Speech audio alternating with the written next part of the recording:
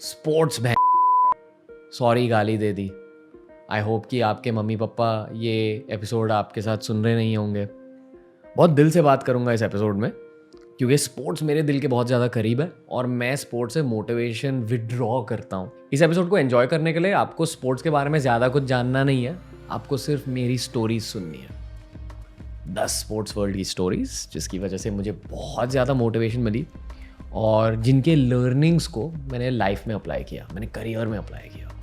आपके साथ आज इस पॉडकास्ट में शेयर करूँगा ताकि आपका करियर भी ज़्यादा एन्जॉयबल हो जाए, मज़ेदार हो जाए और उसके साथ साथ आपके दिल में थोड़ी सी आग ज़्यादा जग जाए। स्पोर्ट्स में स्टोरी नंबर 1, ये एक एथलीट की नहीं है, ये 2 एथलीट की है।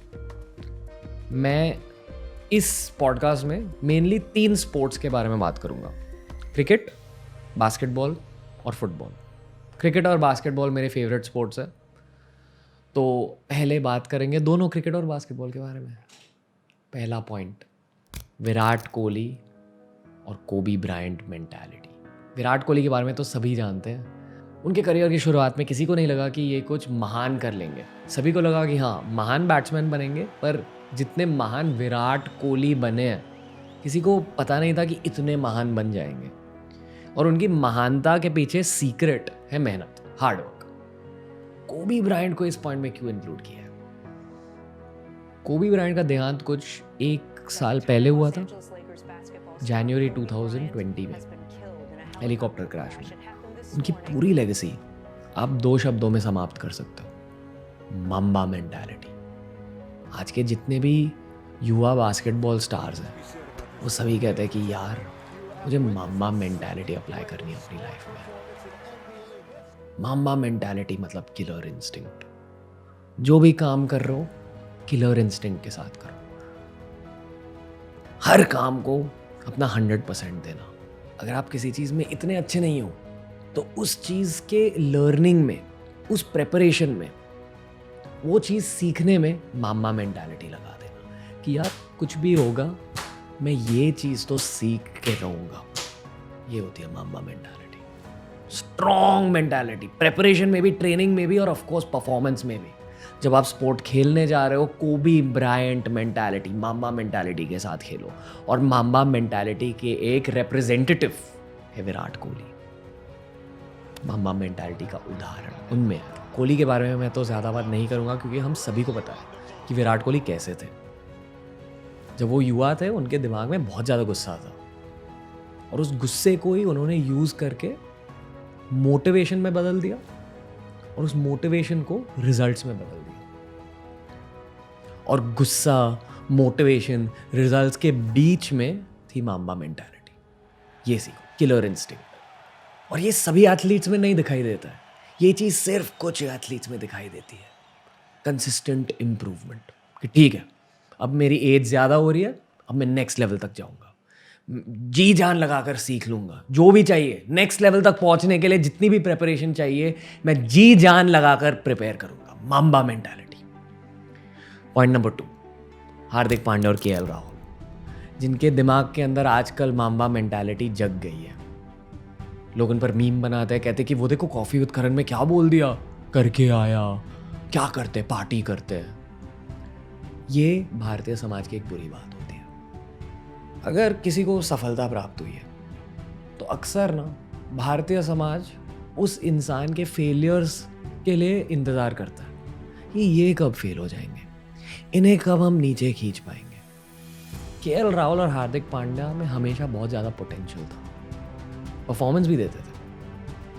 पर जब ये कॉफ़ी विद करण का इंसिडेंट हुआ, लोगों ने उनको बहुत ज़्यादा नीचे खींचा, मजाक उड़ाया, मीम्स बनाए। उस चीज़ के 2-3 साल बाद केएल राहुल ने ऑरेंज कैप जीती आईपीएल। हार्दिक पांड्या ने अकेले जाकर इंडिया को ऑस्ट्रेलिया के अगेंस्ट जिताया है। उनके अंदर माम्बा मेंटालिटी जग गई और उन्हें इस लिस्ट में इंक्लूड इसलिए किया है क्योंकि वो मेरे एज के 27-28 ईयर्स के। मैं अक्सर देखता हूँ जो 27-28 या 30 ईयर्स या 35 ईयर्स, 35 साल के लोगों को जब मैं देखता हूँ, मुझे लगता है कि यार इनमें वो मोटिवेशन ही चली गई है। उन्हें लगता है कि उनकी पूरी ज़िंदगी ख़त्म हो गई है। स्पोर्ट्स से मोटिवेशन लो। माइक हसी एक महान बैट्समैन थे ऑस्ट्रेलिया के, उनको अपना डेब्यू एज 30 के बाद मिला और आज वो ऑल टाइम ग्रेट माने जाते हैं। वैसे इंडिया में भी एक माइक हासी का वर्जन है, उनका नाम है सूर्य कुमार यादव। उनके करियर पर ध्यान रखो। और मामा मेंटालिटी की बात आए तो मुझे ईशान किशन और ऋषभ पंत दोनों की याद आती है। चलो अब क्रिकेट को छोड़कर बास्केटबॉल की बातें करेंगे। पॉइंट नंबर 3, लेब्रॉन जेम्स नहीं है। मैं लेब्रॉन जेम्स के बारे में बातें करते रहता हूँ, उनकी बातें बाद में होंगी। एक थोड़े से अलग बास्केटबॉल प्लेयर के बारे में बात करेंगे जिनके बारे में शायद आपको ज़्यादा ना पता हो। इनका नाम है डेमियन लिलर्ड।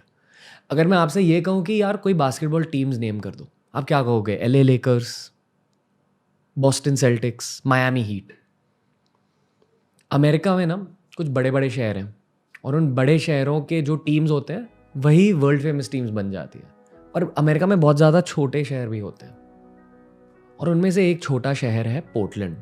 पोर्टलैंड की टीम है Portland trail blazers. Portland trail blazers के एक खिलाड़ी है डेमियन लिलर्ड, जो बास्केटबॉल टर्म्स में ऑलमोस्ट सब कुछ कर सकते हैं। वो अकेले अपनी टीम को जिता सकते हैं, ऑलराउंडर। लोग कहते हैं कि ये इतने अच्छे से डिफेंड नहीं कर पाते। देखो, कोई भी बास्केटबॉल खिलाड़ी को अटैक भी करना पड़ता है, स्कोर भी करना पड़ता है और डिफेंड भी करना पड़ता है। तो लोग कहते हैं यार इनकी बॉडी थोड़ी छोटी है, थोड़े कमज़ोर है, इसलिए डिफेंड नहीं कर पाते। पर जिस इंटेंसिटी के साथ अटैक करते, जिस माम्बा मेंटालिटी के साथ अटैक करते, ये आपने और कोई स्पोर्ट में नहीं देखा होगा। आपको याद है जब धोनी अपने पीक में थे तो कैसे छक्के मारते थे, और जब कोहली एकदम फॉर्म में आके कैसे चौके छक्के मारते हैं। बास्केटबॉल में डेमियन लिलर्ड ना ये ऑलमोस्ट हर गेम में करते हैं, मारते रहते हैं, शॉट मारते रहते हैं, स्कोर करते रहते हैं। एक टॉप प्लेयर है। लोग अक्सर लेब्रॉन को देख के ये कहते हैं कि यार आपने इतने ज़्यादा चैंपियनशिप्स क्यों नहीं जीते। लेब्रॉन ने भी कहा है कि मुझे आप डेमियन लिलर्ड दे दो, मैं हर साल चैंपियनशिप जीतूंगा। LeBron James all time great माने जाते हैं। वो कह रहे हैं कि यार इस खिलाड़ी को देखो, क्योंकि ये पोर्टलैंड में खेल रहा है ना, आप लोग वहाँ देखते नहीं, पर ये आदमी को देखो, क्या आदमी है यार। डेमियन लिलर्ड। डेमियन लिलर्ड की एक छोटी सी स्टोरी बता देता हूँ आपको, जिससे आपको उनके दिमाग का पर्सपेक्टिव मिल जाएगा। ओके, तो एक और बहुत महान खिलाड़ी है रसल वेस्टब्रुक। वो भी एक छोटे टीम के लिए खेलते थे, Oklahoma City Thunder. Damian Lillard Russell Westbrook से 2-3 साल छोटे हैं, तो वेस्टब्रुक में लीग में आकर धूम मचा दी थी तब तक। और फिर डेमियन लिलर्ड आ गए। दोनों सेम पोजीशन पे खेलते हैं, पॉइंट गार्ड, जो मेन पोजीशन होती है बास्केटबॉल में, जो हर अटैक में बॉल को आगे लेके पास करते हैं ना, उस खिलाड़ी को कहते हैं पॉइंट गार्ड। पूरी टीम पॉइंट गार्ड के अकॉर्डिंग बनाई जाती है कि हमारे पॉइंट गार्ड के स्ट्रेंथ्स और वीकनेसेस क्या है, उस हिसाब से टीम बना देंगे। डेमियन लिलर्ड भी थे एक भयानक attacking point guard, Russell Westbrook भी एक भयानक अटैकिंग पॉइंट गार्ड है, पर उनमें अंतर एक चीज का है। रसल वेस्टब्रुक गुस्से के साथ खेलते हैं, उस तरह के गुस्से के साथ खेलते हैं और टीम को जिताते हैं। डेमियन लिलर्ड भी गुस्से के साथ खेलते हैं, पर उस गुस्से को बाहर नहीं आने देते, अंदर रख के सैमुराई की तरह खेलते हैं। शॉट मारते रहते हैं फोकस के साथ कि ठीक है, जो भी हो रहा है मेरे आसपास, ठीक है, मैं शॉट मारूं। बास्केटबॉल में एक टर्म होता है क्लच। क्लच का मतलब गेम के एंड मोमेंट्स में ना, जब टाइमर एकदम कम हो गया, तभी कौन सा खिलाड़ी शॉट लेगा, उस खिलाड़ी को कहते हैं क्लच प्लेयर। यार आप बड़े क्लच प्लेयर हो, मतलब अगर मैंने आपको बॉल पास किया, आप शायद एंड में बास्केट स्कोर कर लोगे, वो होता है क्लच प्लेयर। डेमियन लिलर्ड है सबसे भयानक क्लच प्लेयर। शायद आज के ज़माने में पूरे के पूरे NBA में डेमियन लिलर्ड है सबसे भयानक क्लच प्लेयर। रसल वेस्टब्रुक भी अच्छे क्लच प्लेयर है, डेमियन लिलर्ड जितने अच्छे नहीं, पर अच्छे क्लच प्लेयर। अक्सर उनके गुस्से की वजह से उनकी क्लच प्ले अफेक्ट हो जाती है, क्योंकि गुस्सा ऐसी एक चीज़ होती है यार, आपके दिमाग को थोड़ा बदल देती है, आपके फोकस को यहाँ वहाँ कर देती है। और बहुत सारे बास्केटबॉल एक्सपर्ट भी रसल वेस्टब्रुक के बारे में यही कहते हैं कि बहुत ज़्यादा गुस्से के साथ खेलते हैं। ये उनकी ताकत भी है और उनका वीकनेस भी है। तो इन दोनों के बीच बहुत बड़ी मैच हो रही थी, नॉकआउट मैच हो रही थी, ठीक है। अगर डेमियन लिलर्ड जीता तो उसकी टीम आगे जाती और रसल वेस्टब्रुक की टीम नॉकआउट हो जाती। और अगर वेस्टब्रुक जीता तो डेमियन लिलर्ड की टीम नॉकआउट हो जाती और रसल वेस्टब्रुक जीतते। दोनों के बीच बहुत ही इंटेंस मैच हो रही थी। प्लेऑफ की फाइनल गेम 7 थी मेरे ख्याल से। रसल वेस्टब्रुक यहाँ डेमियन को बहुत ज़्यादा गाली दे रहा है कि ये तू क्या है, तू कुछ नहीं कर सकता। और सालों से इनकी राइवलरी चलती आ रही थी। रसल वेस्टब्रुक के साथ था एक बहुत ही भयानक डिफेंसिव प्लेयर, पॉल जॉर्ज। वो भी मेरा एक फेवरेट प्लेयर है, बहुत अच्छे से डिफेंड करता है। लोग उससे डरते हैं कि यार मुझे इसके अगेंस्ट बास्केट मारनी है, मैं कैसे मारूंगा, इतने अच्छे डिफेंडर है पॉल जॉर्ज। गेम के लास्ट 10 सेकंड में स्कोर्स थे इक्वल और बॉल था डेमियन लिलर्ड के हाथों में। पता है बास्केटबॉल कोर्ट में एक हाफ लाइन होती है जो कोर्ट को डिवाइड कर देती है। डेमियन लिलर्ड हाफ लाइन के बस थोड़े आगे खड़े थे और वहाँ आ गए पॉल जॉर्ज उनको डिफेंड करने। डरावने तरीके से डिफेंड कर रहे हैं, उनके पास आकर डिफेंड कर रहे हैं। डेमियन लिलर्ड है शांत। 5 4 3 2 डेमियन लिलर्ड उठे और हाफ लाइन से शॉट मारा और 3 पॉइंट शॉट गया अंदर। 3 पॉइंट शॉट हुआ स्कोर। पूरा स्टेडियम पागल हो गया और डेमियन लिलर्ड शांत होकर रसल वेस्टब्रुक की ओर देखकर ये कहते हैं कि बाय, टाटा। उनकी पूरी टीम पागल हो रही है, डेमियन लिलर्ड है शांत। उसके 1 घंटे बाद इंस्टाग्राम पर डेमियन लिलर्ड ये पोस्ट डालते हैं, it is the unemotional, reserved, काम, detached warrior who wins, not the hot head seeking vengeance and not the ambitious Sikar of Fortune.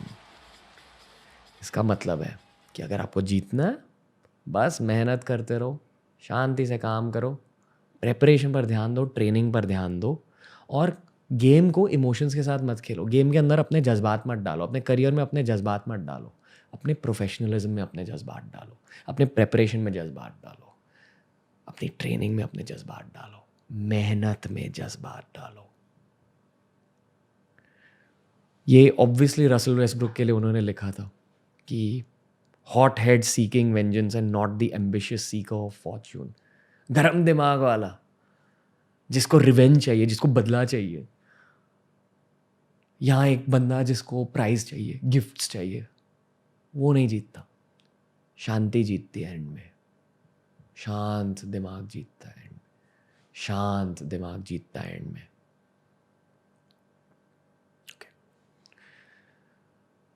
अब हम बात करेंगे मेरे बिजनेस आइडल और मेरे लाइफ आइडल लेब्रॉन जेम्स की। ये है नेक्स्ट पॉइंट।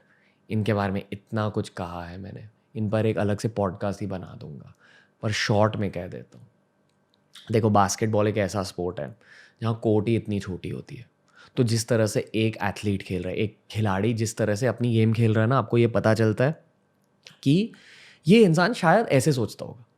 मतलब अगर एक बंदा बहुत ज़्यादा बॉल को पास करता है और अपने टीममेट्स को मोटिवेट करता है कि भाई तू कर ले, उसका शायद ये मतलब है कि उनकी निजी ज़िंदगी में भी वो बंदा ऐसा ही होगा, दूसरों को हेल्प करने वाला, दूसरों को मोटिवेट करने वाला। अगर एक बंदा डेमियन लिलर्ड की तरह दूर से शॉट लेता है शांति से, वो शायद लाइफ में भी एकदम शांत आदमी होगा। लेब्रॉन जेम्स है वो फर्स्ट टाइप जिसके बारे में मैंने बात अभी करी। वो है असिस्ट फर्स्ट प्लेयर। असिस्ट्स पर ध्यान देते हैं, स्कोर भी कर लेते हैं। उनकी बॉडी, उनके एबिलिटीज़, उनका टैलेंट बहुत ही ज़्यादा ज़बरदस्त है, पर उनकी पासिंग और उनके असिस्ट है और भी ज़बरदस्त। वो खुद की टीम को मोटिवेट करते हैं और पास्ट में बहुत सारी वीक टीम्स के लिए भी खेला है उन्होंने, जहाँ मेन प्लेयर वो खुद थे और जहाँ उनके बाकी के मेन प्लेयर सब इंजर्ड थे। उन वीक टीम्स को भी अकेले जिताया है, स्कोर करके, असिस्ट करके। इसलिए लोग कहते हैं कि शायद ये माइकल जॉर्डन से भी ज़्यादा महान प्लेयर है लेब्रॉन जेम्स। पर मेरे आइडल क्यों? मेरे आइडल ये इसलिए है क्योंकि उन्होंने एक चीज़ को लिया जिसका नाम है बास्केटबॉल, उस चीज़ में धूम मचा दी और अपने धूम मचाने से उनके करियर में अपॉर्चुनिटीज़ खुल गई, चांसेस खुल गए। 18 सालों के करियर में उन्होंने बहुत सारे बिजनेसेस बनाए हैं। लिवरपूल फुटबॉल क्लब जानते हो, ये उनके पार्ट ओनर है। लेब्रॉन जेम्स को खुद एक NBA टीम खरीदनी है। लेब्रॉन जेम्स बहुत ज़्यादा काम करते हैं चैरिटी के लिए। लेब्रॉन जेम्स का एक जूसिंग बिजनेस है, एक पिज़्ज़ा बिजनेस है, खुद की टैलेंट मैनेजमेंट एजेंसी है, खुद के ब्रांड्स लॉन्च करते हैं। और दूसरे यंग बास्केटबॉल प्लेयर्स को भी अपने करियर्स में हेल्प करते हैं। अभी सोचो कि मैंने मंक एंटरटेनमेंट क्यों खोली। मेरे लाइफ में भी कोई रेफरेंस पॉइंट्स होंगे ना। मैंने लेब्रॉन जेम्स की लाइफ देखी। मेरा क्राफ्ट है कंटेंट क्रिएशन, पॉडकास्ट बनाना, बातें करना, लोगों को चीज़ें सिखाना। उस चीज़ पर भी ध्यान देकर खुद लेवल अप करते गए और साइड में इस करियर की वजह से जो दरवाजे खुले, जो अपॉर्चुनिटीज़ मुझे मिली, मैंने उनका पूरा का पूरा फ़ायदा उठाया दूसरों की हेल्प के लिए। मैं भी हूँ असिस्ट फर्स्ट प्लेयर। हमेशा पहले दूसरों को स्कोर करवाऊंगा क्योंकि मुझे खुद पता है मैं स्कोर कर लूँगा पर उससे चैम्पियनशिप नहीं जीत पाएंगे। मुझे टीम को जिताना है, अकेले नहीं जीतना है। ये आप सीख सकते हो लेब्रॉन जेम्स से। अगर मैं फुटबॉल भी खेल रहा होता हूँ, मैं हमेशा मेरे भाइयों को, मेरे टीममेट्स को पास कर देता हूँ बॉल। मैं शॉट्स भी ले सकता हूँ पर मुझे पास करने में, असिस्ट गेन करने में बहुत ज़्यादा मज़ा आता है, पिच में और लाइफ में भी। तो चलो, ये बात हो गई 2 बास्केटबॉल स्टार्स की। अभी हम बात करेंगे एक फुटबॉल स्टार की। ठीक है यार, लेब्रॉन जेम्स की मेंटालिटी की बात तो हो गई, पर एक और चीज़ की बात करनी चाहिए, उनके प्रोफेशनलिज्म के बारे में। अपने करियर को वो कितना सीरियसली लेते हैं। एक और इंसान जो बहुत ज़्यादा सीरियसली लेता है खुद को है क्रिस्टियानो रोनाल्डो। एक पुराने मेरे एक और फेवरेट प्लेयर है पैट्रिस एव्रा। वो लेफ्ट बैक हुए करते थे फुटबॉल में। वो रोनाल्डो के टीममेट थे। जब रोनाल्डो बहुत यंग थे तब पैट्रिस एव्रा ऑलरेडी एक एस्टैब्लिश प्लेयर थे। और एव्रा ने कहा कि यार, हमने देखा था रोनाल्डो को, उनकी ग्रोथ को पास से देखा था, पर रोनाल्डो एक बहुत बोरिंग इंसान है। तो इंटरव्यूअर ने कहा क्यों, ये क्यों कह रहे हो? पैट्रिस एव्रा ने कहा कि एक बार रोनाल्डो ने मुझे घर बुलाया और मुझे लगा कि हाँ, हम वहाँ शायद थोड़ा दारू पी लेंगे, थोड़ा पार्टी कर लेंगे, खाना अच्छा खाएंगे। मैं उनके घर गया और वहाँ मैं बैठा और हमें ग्रिल्ड चिकन ब्रेस्ट मिली, फीकी सी ग्रिल्ड चिकन ब्रेस्ट मिली, वहाँ साइड में बॉइल्ड सब्जियाँ मिली और पानी मिला। और यहाँ मुझे लगा कि मैं वहाँ जाकर स्टेक खाऊंगा, वाइन पीऊँगा, पर क्या मिला? बोरिंग सी चिकन ब्रेस्ट, वेजिटेबल्स, पानी। रोनाल्डो अपनी बॉडी का इतना ख्याल रखते हैं। वो 1984 बॉर्न है, 37 साल के प्लेयर हैं। उनसे 1 साल छोटे हैं मेरे एक और फेवरेट प्लेयर वेन रूनी। पर वेन रूनी ऑलमोस्ट अब मैनेजर बन गए, कोच बन गए। उनकी बॉडी अब वैसे नहीं रही और ये रोनाल्डो से 1 साल छोटे हैं। वेन रूनी भी बहुत ज़्यादा महान प्लेयर है, डोंट गेट मी रॉन्ग, और बहुत कम इंसान होते हैं जो अपने प्रोफेशन को, अपने करियर को ऐसे कद पर रखते हैं। बहुत कम इंसान होते हैं। रोनाल्डो को पता था कि उनका करियर उनकी बॉडी की वजह से बना है और उनकी बॉडी का इतना ख्याल रखते थे। एक ऐसी दुनिया में जहाँ पार्टीज चल रही है, अल्कोहल लोग पी रहे हैं, ये इंसान शांत होकर प्रोफेशनल है। और एक और चीज़ जो आप रोनाल्डो से सीख सकते हैं है ये मेंटरिंग का फ़ायदा। आपकी लाइफ में एक भैया का प्रेजेंस, एक मेंटर का प्रेजेंस बहुत कुछ कर सकता है आपके लिए। रोनाल्डो के एक बहुत बड़े मेंटर है सर एलेक्स फर्गसन, जो एक greatest of all time manager माने जाते हैं, फुटबॉल मैनेजर माने जाते हैं। और रोनाल्डो ने सर एलेक्स फर्गसन को लेकर ये कहा है कि यार, ये मेरे फादर फिगर जैसे, ये मेरे पिताजी जैसे। रोनाल्डो के पिताजी का देहांत उनके टीनेज में ही हो गया था और उसके बाद सर एलेक्स फर्गसन ने वो रोल ले लिया उनकी लाइफ में। सर एलेक्स फर्गसन ने रोनाल्डो से कहा था कि मैं आपको फीडबैक दूंगा, आपको मेंटर करूंगा, जहां आप गलत जा रहे हो वहां आपकी मदद करूंगा, आप पर चिल्लाऊंगा, आपको डांटूंगा, पर उसके साथ साथ आपको ग्रेटेस्ट ऑफ ऑल टाइम बना कर रहूंगा। ये होता है असली मेंटर, असली कोच। और मेरा मानना यह है कि आपको भी अपनी लाइफ में मेंटर्स ढूंढने चाहिए, कोचेस ढूंढने चाहिए। आपसे उम्र में थोड़ा सा बड़ा इंसान, जिन्होंने लाइफ में बहुत सारे चीज़ों को एक्सपीरियंस किया है, जिनकी लाइफ में ऑलरेडी बहुत ज़्यादा सीख है, उनसे सीखना चाहिए। रोनाल्डो को लेकर एक और स्टोरी है कि जैसे मैंने कहा ना, कोहली, किसी को नहीं लगा था कि यार कोहली बहुत महान बन जाएंगे, पर महान बने, उनकी मेहनत की वजह से महान बने। कोहली भी रोनाल्डो को एक आइडल मानते हैं, कहते कि हाँ, मैंने इस इंसान से सीखा है कि प्रोफेशनलिज्म और मेहनत का मतलब क्या होता है। कोहली भी रोनाल्डो से इंस्पिरेशन लेते हैं। रोनाल्डो, मुझे याद है 2003 में जब मैनचेस्टर यूनाइटेड ज्वाइन किया था उन्होंने, तब मैं देखता था फुटबॉल। लंबे बाल थे, पतले से थे, मस्ती करते थे फुटबॉल पिच पे, ट्रिक्स दिखाते थे। पर लोग कहते थे कि उनका एंड प्रोडक्ट नहीं था, वो गोल स्कोर नहीं कर सकते थे, वो अच्छे से पास नहीं करते थे। आज Ronaldo greatest of all time माने जाते हैं। मेसी के साथ सिर्फ उनका नाम लिया जाता है। मेसी गॉड गिफ्टेड है, टैलेंटेड है, मैं उनका भी बहुत ज़्यादा सम्मान करता हूँ। पर रोनाल्डो ने मुझे खुद बहुत चीज़ें सिखाई है, क्योंकि मैं खुद एक मैनचेस्टर यूनाइटेड फ़ैन हूँ। बचपन से मैंने रोनाल्डो को देखा है, बचपन से उनसे सीखा है, मैंने उनकी प्रोग्रेशन देखी है, उनका प्रोग्रेस देखा है, ये देखा है कि वो कितने अच्छे होते गए, हर साल कितने अच्छे होते गए। मैनचेस्टर यूनाइटेड छोड़कर रियल मैड्रिड गए, सब लोगों को लगा कि हाँ वो उसी लेवल पर रहेंगे, उन्होंने लेवल अप कर दिया। उन्होंने रियल मैड्रिड करियर के बाद, बूढ़े होने के बाद, 30 साल के होने के बाद उन्होंने यूवेंटस ज्वाइन किया। सभी लोगों को लगा हाँ अभी उनका करियर नीचे जाने लगेगा। उन्होंने अपनी फुटबॉल की पोजीशन चेंज कर दी, विंगर के बदले, वाइड मैन के बदले वो सेंट्रली खेलने लगे, स्ट्राइकर की तरह खेलने लगे, क्योंकि उन्होंने अपने फिनिशिंग पर ध्यान दिया कि ठीक है मैं इतना भाग नहीं सकता, इतने ट्रिक्स नहीं कर सकता, अब मैं प्रोफेशनलिज्म पर ध्यान दूंगा, जो चीज़ें मैंने सीखी हैं उन चीज़ों को यूज़ करके मैं गोल स्कोर करूंगा। टीम में मेरा रोल है गोल स्कोर करना, एंड प्रोडक्ट। उस इंसान की शुरुआत हुई थी मैनचेस्टर यूनाइटेड के ट्रेनिंग में। मैनचेस्टर यूनाइटेड में एक बहुत ही भयानक प्लेयर थे, पॉल स्कोल्स, एक और मेरे बहुत ही मनपसंद प्लेयर। पॉल स्कोल्स की खासियत थी कि वो बहुत हार्ड टैकल करते थे। अगर उनको दूसरी टीम से बॉल छीनना होता था ना, वो ऐसे स्लाइड इन करते थे कि उन्हें ये पड़ी नहीं थी कि मेरे सामने कौन है, शायद उनको चोट लग जाएगी, वो बस बॉल के पीछे भागते थे, और बहुत लोगों को उनकी वजह से चोट भी पड़ी थी। ऐसे ही एक और डिफेंडर थे, रियो फर्डिनैंड, वो भी टफ प्लेयर थे, ताकतवर प्लेयर थे दोनों। पॉल स्कोल्स और रियो फर्डिनैंड ने साथ में डिसाइड किया कि हम रोनाल्डो को अभी ट्रेनिंग में सताने लगेंगे, अगर मस्ती करेंगे ना पिच पर, हम इनको हार्ड टैकल करेंगे, इनसे बॉल छीनेंगे, मारेंगे थोड़ा सा फुटबॉल पिच पर। तो टैकल किया उनको।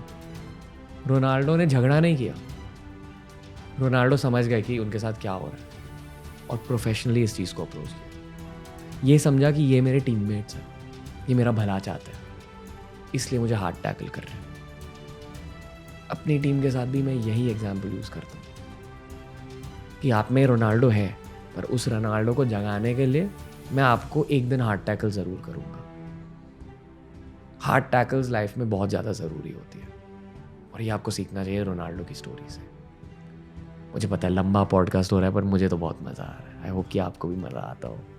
स्पोर्ट्स में अगली स्टोरी है रोमेलू लुकाकू की।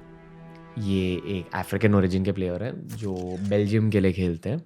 मैनचेस्टर यूनाइटेड के लिए भी इन्होंने खेला है, उसके पहले इन्होंने खेला था एवर्टन के लिए, उसके पहले चेल्सी के लिए, उसके पहले एक छोटे से बेल्जियन क्लब के लिए जिसका नाम था अंडरलेक्ट। बेल्जियम में बड़ा क्लब है पर दुनिया में छोटा क्लब माना जाता है। उसके पहले ये बेल्जियम के यूथ अकेडमीज़ में थे। इनका बचपन इतनी गरीबी में गुजरा था कि बचपन में इनको दूध खरीदने के लिए पैसे नहीं हुए करते थे, तो लुकाकू की मम्मी दूध में पानी मिलाकर उन्हें पिलाती थी, उन्हें और उनके भाइयों को। इतनी गरीबी से आए हैं रोमेलू लुकाकू। आज उनकी बॉडी और उनकी हाइट देखकर आपको ये कभी नहीं लगेगा कि इन्होंने दूध में कभी पानी मिलाया, शायद इन्होंने लाइफ भर मक्खन खाया हो, ऐसा लगता है आपको इनको देख के। लुकाकू ने खुद कहा है कि बचपन में उन्हें ये लगा था कि उनकी गरीबी उनकी एक कमज़ोरी थी, पर जैसे लाइफ आगे बढ़ती गई उनको ये पता चला कि गरीबी सिर्फ एक परिस्थिति होती है, एक सिचुएशन होती है, और उस परिस्थिति को बदलने के लिए जो चीज़ें आपको करनी है वो आपके हाथों में होती है। गरीबी और ऐसे मुश्किल परिस्थितियों के साथ साथ कुछ ऐसे मोमेंट्स होते हैं लाइफ में जो बहुत ज़्यादा मुश्किल होते हैं, जैसे रोमेलू लुकाकू के लाइफ की ये स्टोरी। रोमेलू लुकाकू ने एक बार कहा था कि बचपन से वो बहुत ही बड़े प्लेयर थे। बाकी के बच्चे अगर 5'1" या 5'2" के हाइट के थे, ये तभी 5'8", 5'9" के थे। दूसरे बच्चों से बहुत ज़्यादा बड़े थे। आज वो कुछ 6'4", 6'5" के हाइट के। और अभी अगर आप उनको देखोगे ना, उनकी बॉडी घोड़े की तरह है। तभी भी मोस्टली मुझे तो लगता है कि घोड़े की तरह ही बॉडी होगी उनकी। तो दूसरे बच्चे डर जाते थे, कहते थे बहन कौन है, मार नहीं।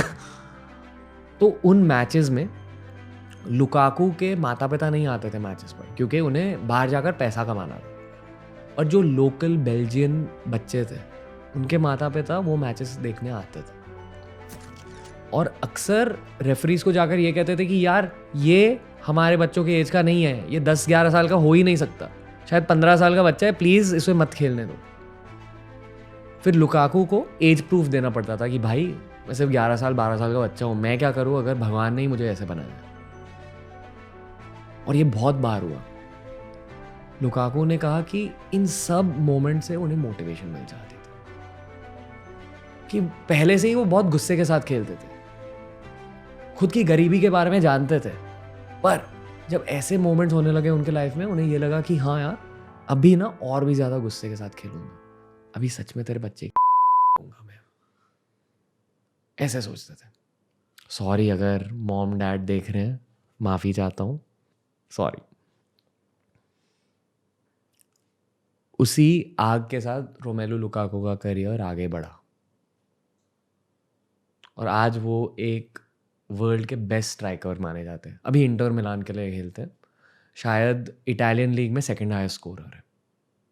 ऐसा लगता है कि 11 खिलाड़ियों के बीच किसी ने एक भयानक से सांड को रख दिया है और वो डोमिनेट करता है, स्कोर करता है।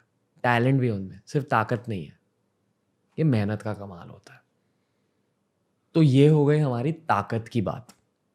रोमेलू लुकाकू ने गुस्सा और ताकत का इस्तेमाल किया, पर मान लो भगवान ने आपको गुस्से और ताकत के बिना ही बना दिया है, आप दुबले पतले से इंसान हो, आपके दिमाग के अंदर गुस्सा ही नहीं है, आपके लाइफ में स्ट्रगल्स ही नहीं थे, तो फिर आप क्या करोगे? ये है स्टोरी स्टेफ करी की। स्टेफ करी बास्केटबॉल के ऑल टाइम ग्रेटेस्ट शूटर माने जाते हैं, scorer, long range shooter, 3 point shooter.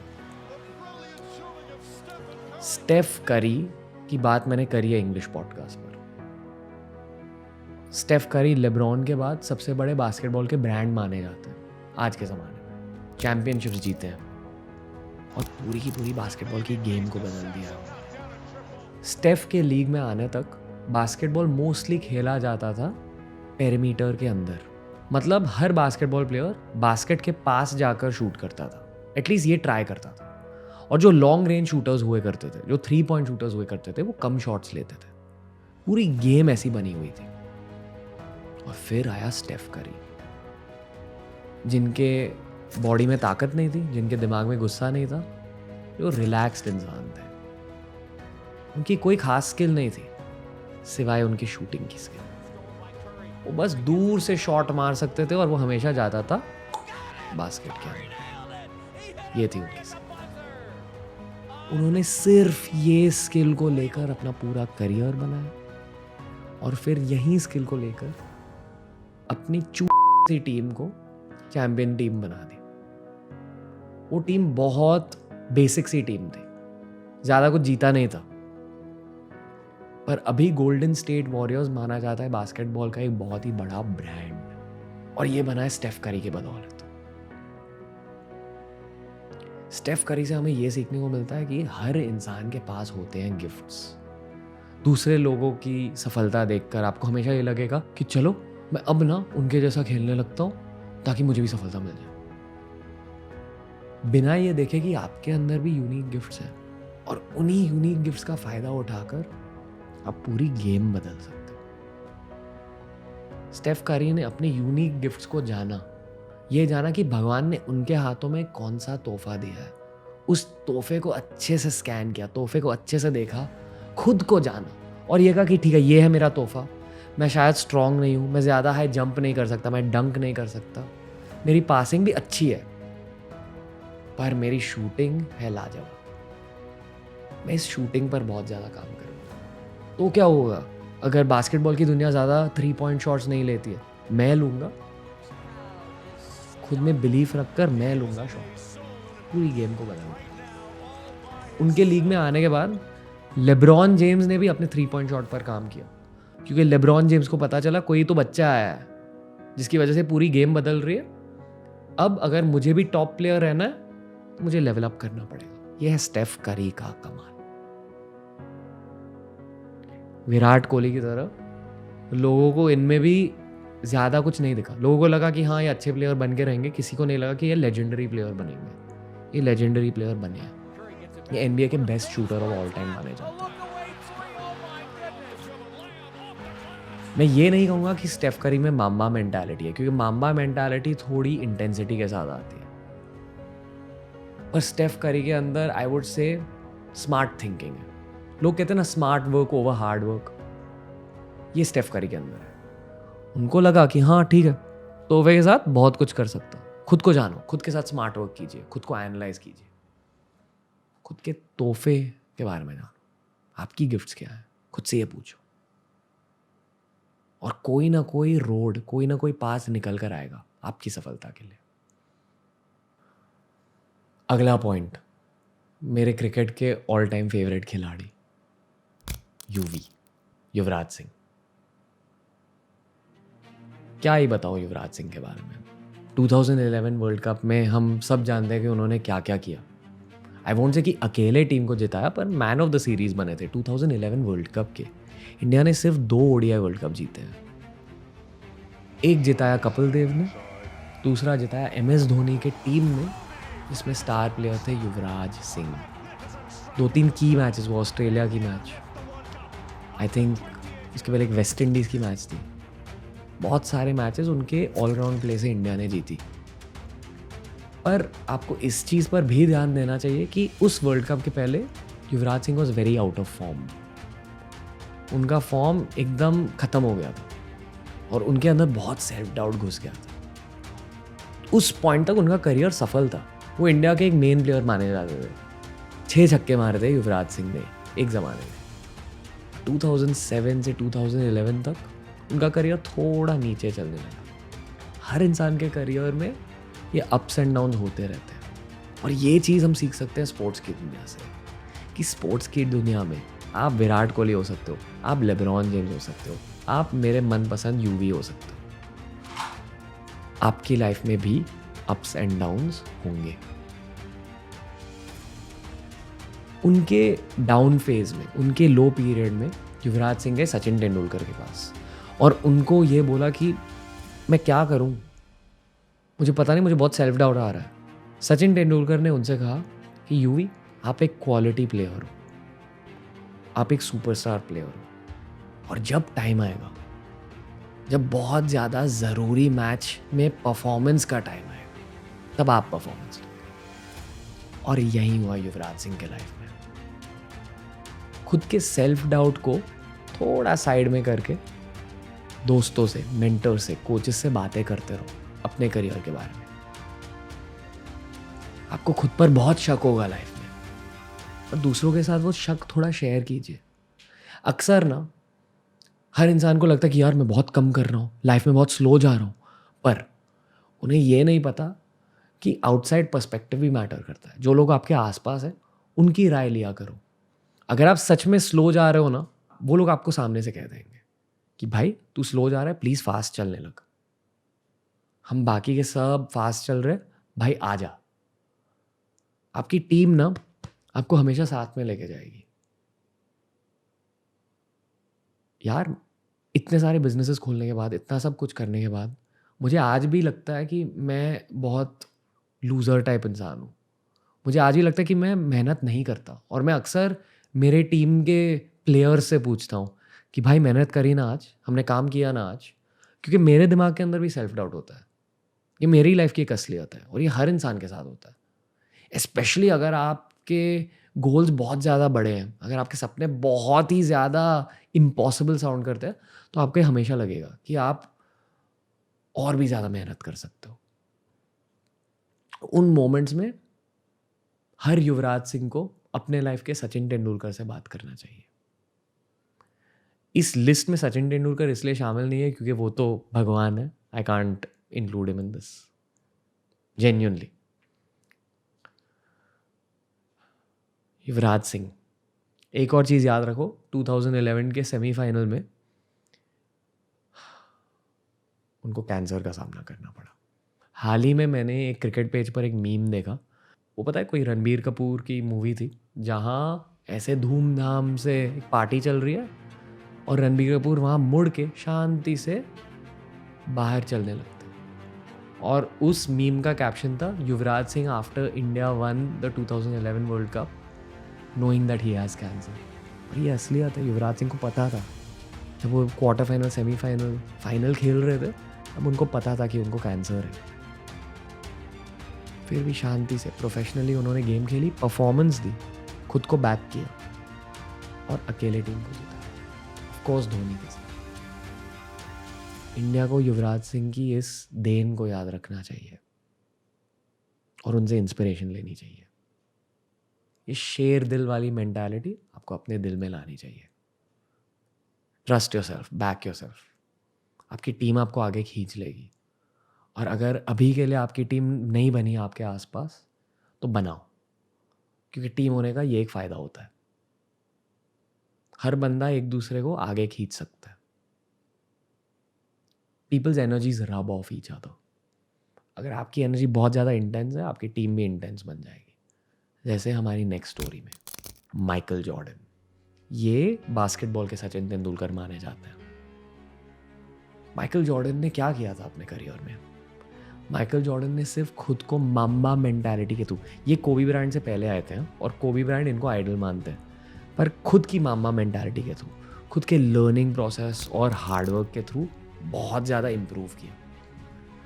Michael Jordan को अपनी हाई स्कूल टीम में सिलेक्ट नहीं किया था और उनका दिल इस चीज़ की वजह से बहुत ज़्यादा टूट चुका था। और तभी उनके पिताजी ने उनको जाकर कहा कि यार, अगर आपको चाहिए ना कि आप टीम में सिलेक्ट हो जाए तो मेहनत करने लगो। बस चैलेंज किया और माइकल जॉर्डन मेहनत करने लगे और ज़िंदगी भर अपने करियर के स्टार्ट होने के बाद उनकी मेहनत बिल्कुल घटी नहीं, वो मेहनत करते गए और जब पीक पे थे तब रिटायर कर लिया। पर माइकल जॉर्डन के बारे में अगर आपको और जानना है, आप नेटफ्लिक्स पर द लास्ट डांस देखिए। एक किस्सा सुना देता हूँ। माइकल जॉर्डन का हर टीममेट कहता था कि ये इंसान एक नंबर के एक नंबर के क्योंकि ये अपने खुद के टीममेट्स को बहुत ज़्यादा पुश करते थे। वो कहा ना, रोनाल्डो जैसे, पॉल स्कोल्स, रियो फर्डिनांड ने उनको हार्ड टैकल किया था, उसी तरह माइकल जॉर्डन हर इंसान को हार्ड टैकल करते। और अगर आपको उनके टीम में शामिल होना था तो वो आपसे ये डिमांड करते थे कि भाई, तुझे भी वो जीत की भूख होनी चाहिए। और ये टीम बिल्डिंग का एक बहुत ही बेसिक लॉजिक रहता है। अगर आपको लाइफ में जीतना है, आपको अपनी टीम से जीत डिमांड करनी चाहिए। आप लेब्रॉन जैसे पास फर्स्ट लीडर बन सकते हो, दूसरों की हेल्प कर सकते हो, दूसरों को कह सकते हो कि यार शूट कर, तू कर पाएगा, मोटिवेट कर सकते हो। पर यह भी जानना ज़रूरी है कि वो शूटर भी मेहनत कर रहा है। आपके आसपास के लोग आपकी एनर्जी भी अब्जॉर्ब करके आगे बढ़ रहे हैं अपनी लाइफ में। अगर आपका प्रोग्रेस बहुत ज़्यादा है, अगर आपकी ग्रोथ बहुत ज़्यादा है और अगर आपके आसपास के लोगों की ग्रोथ ज़्यादा नहीं है, तो आपकी टीम टूट जाएगी। अगर एक टीम ग्रो कर रही है, उस टीम के हर सदस्य को साथ में ग्रो करना चाहिए। और लाइफ में कुछ बड़ा करना है ना, आप अकेले कभी नहीं कर पाओगे। आपकी टीम को लेकर ही आप कुछ बड़ा उखाड़ोगे लाइफ में। माइकल जॉर्डन अपनी पहली चैंपियनशिप जीते थे 1991 में। उसके पहले फाइनल्स तक पहुंचे थे, सेमीफाइनल्स तक पहुंचे थे और वहां जाकर हार जाते थे। क्यों? क्योंकि टीम प्ले पर ध्यान नहीं देते थे। वो इतने अच्छे खिलाड़ी थे, उनकी मेहनत की बदौलत इतने अच्छे खिलाड़ी बन गए थे कि वो अकेले खेलते थे। पर जब उन्होंने ये सीखा कि यार नहीं, मुझे अगर चैंपियनशिप जीतनी है, टीम के साथ खेलना, तब चैंपियनशिप जीतने लगे। और आज ये डेफिनेटली माना जाता है कि ये एक ऑल टाइम ग्रेट है, पर यह भी माना जाता है कि उनकी टीम एक ऑल टाइम ग्रेट टीम थी। उनके जो सेकंड प्लेयर थे, स्कॉटी पिपिन, वो भी एक ऑल टाइम ग्रेट माने जाते हैं। और स्कॉटी पिपिन ये कहते हैं कि अगर माइकल जॉर्डन नहीं होता उनके लाइफ में, तो शायद वो एक ऑल टाइम ग्रेट नहीं माने जाते। माइकल जॉर्डन ने उनको धक्के दे देकर ऑल टाइम ग्रेट बना दिया। ये होती है असली लीडर की पहचान।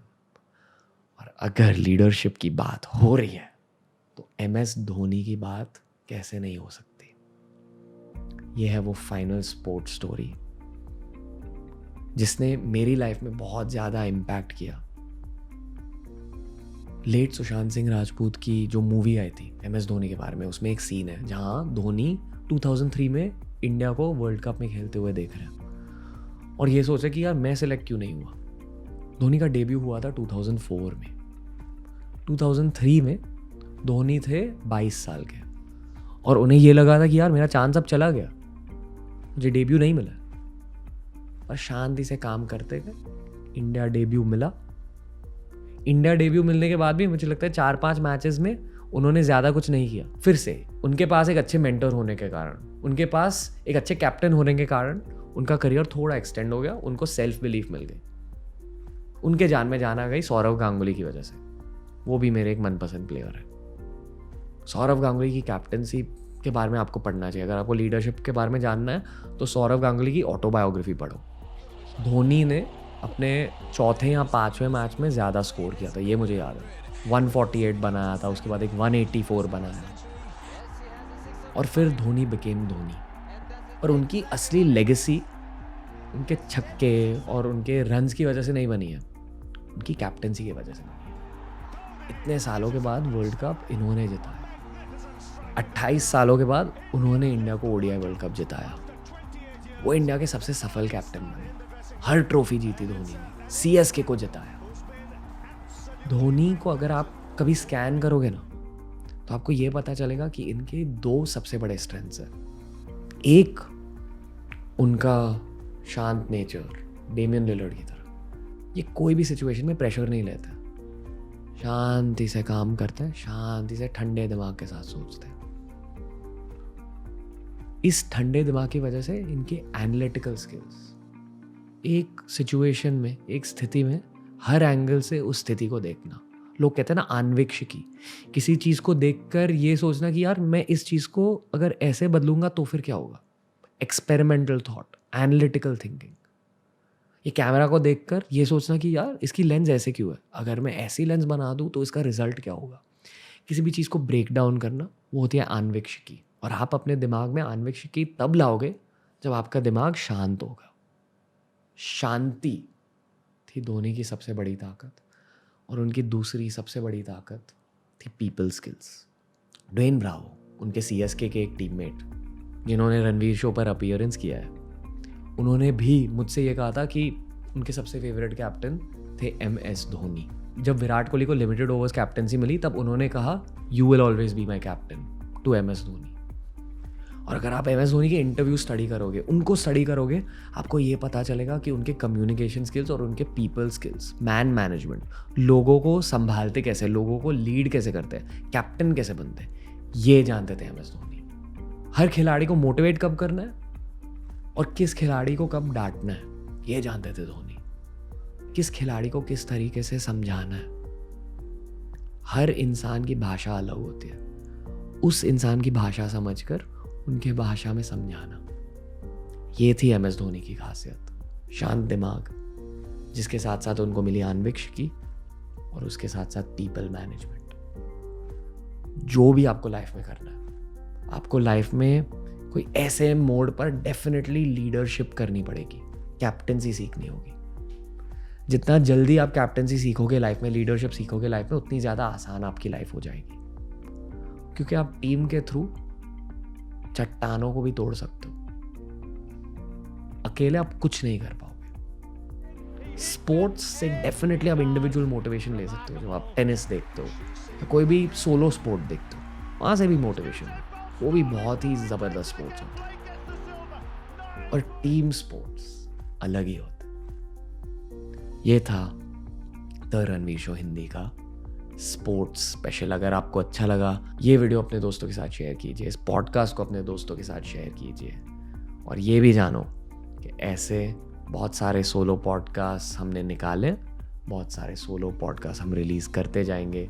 आई होप कि इस पॉडकास्ट से आपने बहुत कुछ सीखा।